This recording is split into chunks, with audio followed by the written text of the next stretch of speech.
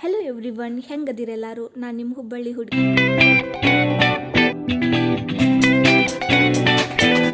ನಮಗೆ weak of ಇದ್ದಾಗ ಎಲ್ಲಾದರೂ ಹೊರಗೆ ಹೋಗ್ಬೇಕಂತ ಅನಿಸ್ತಿರ್ತೈತಿ. ಹೊರಗೆ ಹೋಗಲೇಬೇಕು, ಯಾಕಂದ್ರೆ ವಾರಾನ್ ಪೂರ್ತಿ ಆ ಲ್ಯಾಪ್ಟಾಪ್ ನೋಡಿ ಆ ಟ್ರಾಫಿಕ್ ಒಳಗೆ ಚಿರ್ಬರ್ ಸೌಂಡ್ ಕೇಳಿ ತಲೆ ಕೆಟ್ಟೋಗ್ಬಿಟ್ಟಿರ್ತೈತಿ. ನನಗಂತೂ ಈ ಜೀವನವೇ ಬೇಸರವಾಗಿ ಹೋಗ್ಬಿಟ್ಟಿದೆ. ಸೊ ಅದಕ್ಕೆ ಒಂದು ರಿಫ್ರೆಶ್ ಆಗಕ್ಕೆ ಒಂದು ಗ್ರೀನ್ರಿ ಪ್ಲೇಸ್ ಹುಡುಕೊಂಡು ಹೋಗ್ತೇವೆ. ಹಂಗೆ ಹುಡುಕುವಾಗ ಡಿ ಹಿಲ್ಸ್ ದೇವರಾಯನ ದುರ್ಗ ಕಣ್ಣಿಗೆ ಬಿತ್ತು. ಇನ್ನೇನು ನಡೀರಿ ಅಂತ ಅಂದು ಫ್ರೆಂಡ್ಸ್ನೆಲ್ಲ ಗೊಳೆ ಮಾಡ್ಕೊಂಡು ಹೊಂಟ್ವಿ. ನಾವು ಬೆಂಗಳೂರು 7 ಗಂಟೆಗೆ ಬಿಟ್ವಿ. ಬೆಳಿಗ್ಗೆ ಜಲ್ದಿ ಎದ್ದಿರ್ತೇವಲ್ರಿ, ಹೊಟ್ಟೆ ಚುರುಗುಡಾಕತ್ತಿ. ಅದಕ್ಕೆ ಒಂದು ಹೋಟೆಲ್ ಹತ್ರ ಸ್ಟಾಪ್ ಮಾಡಿ ನಾಷ್ಟಾ ತಿಂದು ಚಾ ಕುಡಿದು ಹೋಗೋಣ ಅಂತ ಅಂದು ಗಾಡಿ ತರಬೇವಿ.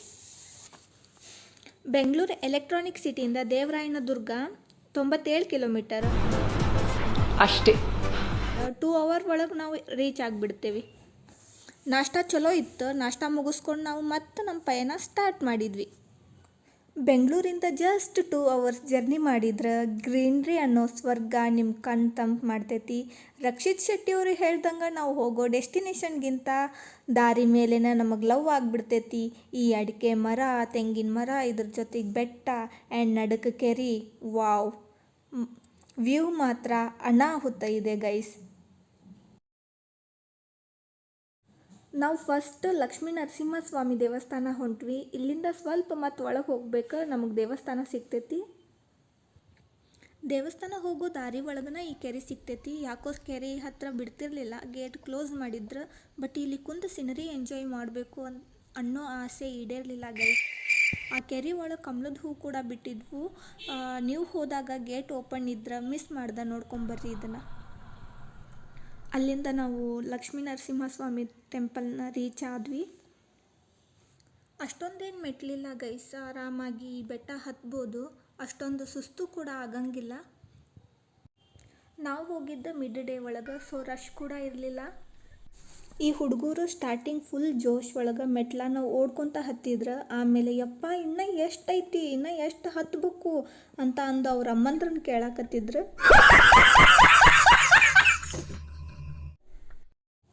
ವ್ಯೂ ನೋಡಿ ಗೈಸ್, ಎಷ್ಟು ಮಸ್ತ್ ಐತಿ.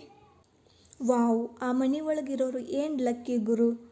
ಸುತ್ತಲೂ ಹಸಿರು, ತಂಪಾದ ಗಾಳಿ, ಯಾವುದೇ ಚಿರ್ಬರ್ ಸೌಂಡ್ ಇಲ್ದ ಲೈಫ್ನ ಹಸಿರು ಮಧ್ಯೆ ಲೀಡ್ ಮಾಡಕತ್ತಾರ. ಏನು ಗೊತ್ತಾ ಗೈಸ್, ಟೆಂಪಲಿಗೆ ಹೋಗೋ ಗೇಟ್ ಕ್ಲೋಸ್ ಆಗಿಬಿಟ್ಟಿತ್ತು. ನಾವು ಬೆಳಿಗ್ಗೆ 9:00 ಅಂದ್ರೆ ರೀಚ್ ಆಗಿಬಿಟ್ಟಿದ್ವಿ. ಬೆಳಿಗ್ಗೆ ಪೂಜಾ ಮುಗಿಸಿ ಏನೋ ಲಾಕ್ ಮಾಡಿದ್ರು. ಜನವರಿ 15ರವರೆಗೂ 11 ಗಂಟೆಗೆ ಓಪನ್ ಆಗ್ತೈತಿ ಅಂತ ಅಂದು ನೋಟಿಸ್ ಹಾಕಿದ್ರಲ್ಲೇ. ಬರೋಬ್ಬರಿ 1.5 ತಾಸು ವೇಟ್ ಮಾಡ್ಯವು ಗೈಸ್ ಇಲ್ಲಿ. ಹೂ ಸ್ಟಾಪ್ಡ್ ಯು? ನಿಮ್ಮನ್ನು ತಡೆದಿರುವವರು ಯಾರು? ಆ ಹುಡುಗರು ಇದ್ದಿದ್ದಕ್ಕೆ ಟೈಮ್ ಪಾಸ್ ಮಾಡಿದ್ವಿ. ಸ್ವಲ್ಪ ಫೋಟೋಸು ರೀಲ್ಸು ಮಾಡೋಗುಡ್ಲೆ ಅಂದರೆ 1.5 ತಾಸು ಹೆಂಗೆ ಹೋಯ್ತು ಅಂತನೂ ಗೊತ್ತಾಗಲಿಲ್ಲ. ಅಷ್ಟೊತ್ತಿಗೆ ಪೂಜಾರ್ ಬಂದು ಬಾಗಿಲು ತೆಗೆದ್ರೆ ಒಳಗೆ ಹೊಂಟ್ವಿ. ಮೆಟ್ಲು ಜಾಸ್ತಿ ಇಲ್ಲ ಗೈಸ್, ಆರಾಮಾಗಿ ಬೆಟ್ಟ ಹತ್ಬೋದು ನಾವು. ಇಲ್ಲೇ ಸಿಕ್ಕಾಪಟ್ಟೆ ಮಂಗ್ಯ ಗೈಸ್. ನೀವೇನಾರ ತಿನ್ನಕ್ಕೆ ತೊಗೊಂಡು ಹೋಗಿದ್ರೆ ಮುಚ್ಕೊಂಡು ಹೋಗ್ರಿ ಅವನ್ನೆಲ್ಲ, ಇಲ್ಲ ಅಂದ್ರೆ ನಿಮಗೆ ಅಟ್ಯಾಕ್ ಮಾಡಿ ಕಸ್ಕೊಂಡು ಹೋಗ್ತಾವು. ಇದು ಮೇಲ್ಗಡೆಯಿಂದ ವ್ಯೂ. ಆ್ಯಂಡ್ ಇದೇನೇ ಲಕ್ಷ್ಮೀ ನರಸಿಂಹಸ್ವಾಮಿ ಟೆಂಪಲ್. ಲಕ್ಷ್ಮೀ ನರಸಿಂಹಸ್ವಾಮಿ ಏನು ಗುಡಿ ಹತ್ರನ ಇದು ಆಂಜನೇಯ ಗುಡಿನೂ ಇತ್ತು. ಅದ್ರ ಹತ್ರನ ಹೊಂಡನೂ ಇತ್ತು. ಆ್ಯಂಡ್ ಕುತ್ಕೊಳ್ಳೋಕ್ಕೂ ಪ್ರಶಾಂತ್ ಇತ್ತು, ಬೆಂಚೆಲ್ಲ ಹಾಕಿದ್ರು. ನಾವು ಲಕ್ಷ್ಮೀ ನರಸಿಂಹಸ್ವಾಮಿ ಟೆಂಪಲ್ ಹೋಗಲಿಲ್ಲ, ಬಿಕಾಸ್ ಅಲ್ಲಿ ಪೂಜೆ ಮಾಡಾಕತ್ತಿದ್ರು. ಸೊ ಟೆಂಪಲ್ ಡೋರ್ ಕ್ಲೋಸ್ ಮಾಡಿದ್ರು. ಸೊ ಅದಕ್ಕೆ ಇಲ್ಲಿ ಬಂದು ಆಶೀರ್ವಾದ ತೊಗೊಂಡು ಹೋಗೋಣ ಅಂತ ಅಂದ್ಕೊಂಡ್ವಿ. ಇಲ್ಲಿ ವೀರಾಂಜನೇಯ ಸ್ವಾಮಿ ದರ್ಶನ ಮಾಡಿಕೊಂಡು ನಾವು ಲಕ್ಷ್ಮೀ ನರಸಿಂಹಸ್ವಾಮಿ ದೇವಸ್ಥಾನಕ್ಕೆ ಹೊಂಟ್ವಿ. ಇನ್ನೂ ಪೂಜೆ ಮುಗ್ದಿರಲಿಲ್ಲ, ಸೊ ಅದಕ್ಕೆ ಎಲ್ಲರೂ ಹೊರಗೆ ವೇಟ್ ಮಾಡಕತ್ತಿದ್ರು. ಆ್ಯಂಡ್ ಒಳಗಡೆನೂ ವಿಡಿಯೋ ಫೋಟೋಸ್ ಅದು ತೊಗೊಳಕ್ಕೆ ಅಲೋ ಮಾಡೋಂಗಿಲ್ಲ. ಸೊ ನಾವು ಒಳಗಡೆ ದೇವ್ರದ್ದೇನು ವಿಡಿಯೋ ಮಾಡ್ಕೊಂಡಿಲ್ಲ. ದರ್ಶನ ಎಲ್ಲ ಮಾಡಿಕೊಂಡು ನಾವು ವಾಪಸ್ ಹೊಂಟಿದ್ದು. ಕೆಳಗೆ ಹಣ್ಣದು ಮಾರಾಕತ್ತಿದ್ರು. ಸೊ ನಾವು ಅದಕ್ಕೆ ಕಲ್ಲಂಗಡಿ ಹಣ್ಣು ತೊಗೊಳ್ಳೋಣ, ಚೆನ್ನಾಗಿರ್ತೈತೆ, ಹೈಡ್ರೇಟ್ ಇರ್ತೀವಿ ಅಂತ ಅಂದು ಕಲ್ಲಂಗಡಿ ಹಣ್ಣು ತೊಗೊಂಡೇನ. ಬಟ್ ನನಗೆ ವರ್ತ್ ಅನ್ನಿಸ್ಲಿಲ್ಲ ಗೈಸ್. ಅಷ್ಟೇ ಒಂದು ಗ್ಲಾಸ್ಗೆ 30 ರೂಪೀಸ್ ಪೇ ಮಾಡಿದ್ದೀವಿ. It was not worth. ಅದ್ರಾಗೂ ಏನು ಜಾಸ್ತಿ ಇರಲಿಲ್ಲ, ಭಾಳ ಅಂದ್ರೆ ಒಂದು 8 ಪೀಸ್ 10 ಪೀಸ್ ಇದ್ವನ ಅಷ್ಟಕ್ಕೆ ನಾವು 30 ರೂಪಾಯಿ ಪೇ ಮಾಡಿದ್ದೇನೆ ಅಷ್ಟಕ್ಕನ. Business guys, business. ಅಲ್ಲಿಂದ ನಾವು ಭೋಗಲಕ್ಷ್ಮಿ ನರಸಿಂಹಸ್ವಾಮಿ ದೇವಸ್ಥಾನಕ್ಕೆ ಹೊಂಟ್ವಿ. ಇದೇ ಭೋಗಲಕ್ಷ್ಮಿ ನರಸಿಂಹಸ್ವಾಮಿ ದೇವಸ್ಥಾನ. ಒಳಗಡೆ ಫೋಟೋಸು ವೀಡಿಯೋಸು ಅಲೋವಿಲ್ಲ ಗೈಸ್. ಸೊ ಅದಕ್ಕೆ ನಾನು ದೇವ್ರದ್ದು ಯಾವ ಫೋಟೋನು ತಕ್ಕೊಂಡಿಲ್ಲ ಆ್ಯಂಡ್ ವಿಡಿಯೋ ಕೂಡ ಮಾಡ್ಕೊಂಡಿಲ್ಲ. ಬಿಕಾಸ್ ಬೇರೆಯವರಿಗೆ ಅರ್ಚಕರು ಬೈಯಾಕತ್ತಿದ್ರು. ಸೊ ಅದನ್ನು ನೋಡಿ ನಾನು ಅಲರ್ಟ್ ಆಗಿಬಿಟ್ಟೆ. ಅಲ್ಲಿ ದೇವ್ರ ದರ್ಶನ ಮಾಡಿಕೊಂಡು ನಾವು ನೆಕ್ಸ್ಟ್ ಹೊಂಟಿದ್ದು ನಾಮಚಿಲುಮೆ.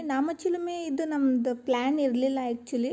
ಇಲ್ಲೆಲ್ಲ ನಮ್ಮದು ದರ್ಶನ ಜಲ್ದಿ ಮುಗ್ದಿರೋದ್ರಿಂದ ಮತ್ತೇನೈತಿ ಇಲ್ಲಿ ನಿಯರ್ ಬೈ ಅಂತ ಸರ್ಚ್ ಮಾಡಕತ್ತಾಗ ನಾಮಚಿಲುಮೆ ಗೊತ್ತಾಯ್ತು. It is just 5 kilometres away from Devarayanadurga. ಇದೇ ನಾಮದ ಚಿಲುಮೆ ಆ್ಯಂಡ್ ಇಲ್ಲಿ entrance fees and parking fees 40 rupees ಇದೆ. ಈ ಪ್ಲೇಸ್ ಒಳಗೆ 2 ವಿಶೇಷತೆ ಇದೆ. ಒಂದು ಸಿಕ್ಕಾಪಟ್ಟೆ ಜಿಂಕೆ ಅದಾವಿಲ್ಲಿ ಆ್ಯಂಡ್ ಎರಡನೇದ್ದು ಮುಂದೆ ಹೇಳ್ತೀನಿ. ಈ ಜಿಂಕೆ ನೋಡೋಕೆ ಸಣ್ಣ ಮಕ್ಳನ್ನ ಕರ್ಕೊಂಬಂದ್ರೆ ಭಾಳ ಖುಷಿ ಪಡ್ತಾರೆ ಅವರು. ಆ್ಯಂಡ್ ಇಲ್ಲಿ ಮಂಗ್ಯ ಕೂಡ ಸಿಕ್ಕಾಪಟ್ಟೆ ಅದಾವು.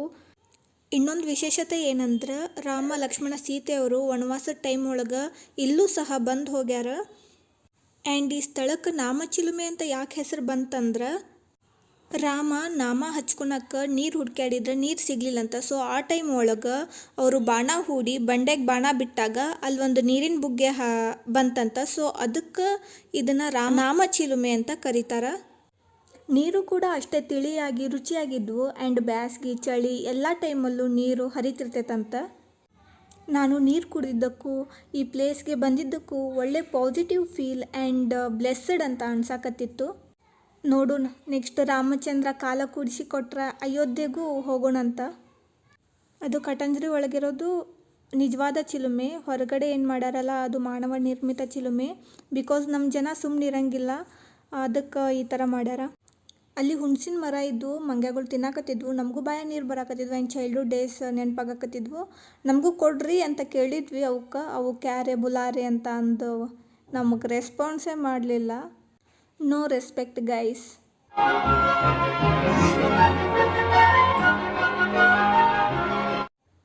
ಆ್ಯಂಡ್ ಎಷ್ಟು ಕ್ಯೂಟ್ ಅದಾವೆ ನೋಡ್ರಿ ಅವು ಮಂಗ್ಯಗಳು.